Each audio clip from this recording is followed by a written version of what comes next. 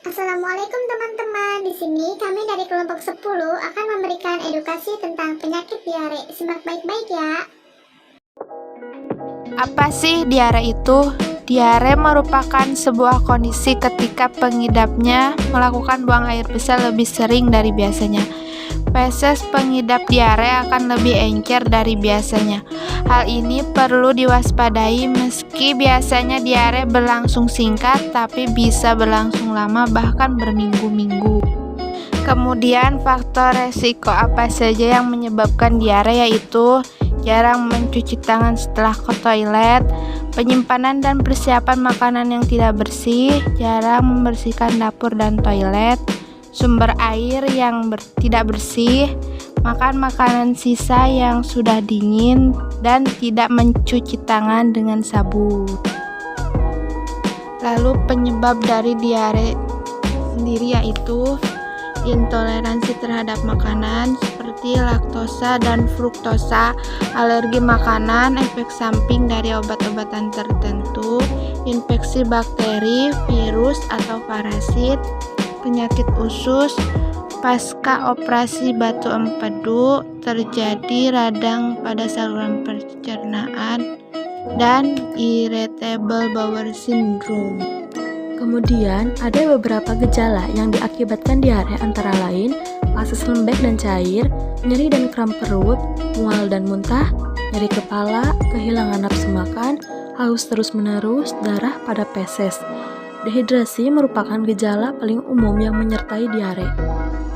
Apabila dokter akan mendiagnosis diare, maka akan dilakukan wawancara medis, pemeriksaan fisik, serta pemeriksaan penunjang seperti pemeriksaan sampel feses di laboratorium untuk mengidentifikasi infeksi yang terjadi pada pengidap. 2. Pemeriksaan darah untuk mengetahui penyebab diare. Yang terakhir, pemeriksaan tambahan seperti sigmoidoskopi dan kolonoskopi jika terdapat dugaan penyakit yang lebih serius. Adapun beberapa komplikasi yang diakibatkan diare diantaranya 1. Dehidrasi ringan hingga berat. 2. Sepsis atau infeksi berat yang bisa menyebar ke organ lain. 3. Malnutrisi terutama pada anak dengan usia kurang dari 5 tahun yang dapat mengakibatkan menurunnya kekebalan tubuh anak. 4. Ketidakseimbangan elektrolit karena elektrolit ikut terbuang bersama air yang keluar saat diare yang dapat ditandai dengan lemas, lumpuh, hingga kejang. 5. Kulit di sekitar anus mengalami iritasi karena pH tinja yang asam.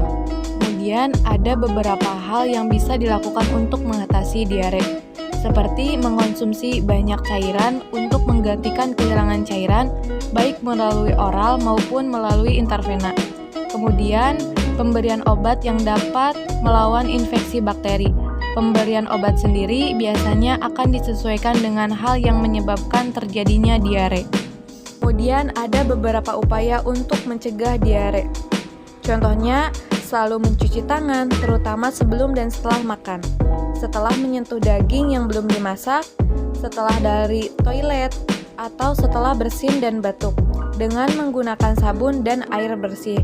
Kemudian, mengkonsumsi makan dan minuman yang sudah dimasak hingga matang sempurna, serta menghindari makanan dan minuman yang tidak terjamin kebersihannya. Kemudian, proses perjalanan penyakit diare sendiri adalah penyerapan sari makanan yang menurun sehingga nutrisi berkurang dari tubuh yang menyebabkan intoleransi aktivitas. Kemudian, diare akan menyebabkan tinja mencair, berlendir, dan berulang. Pada anak akan menjadi gelisah dan rewel sehingga orang tua akan cemas.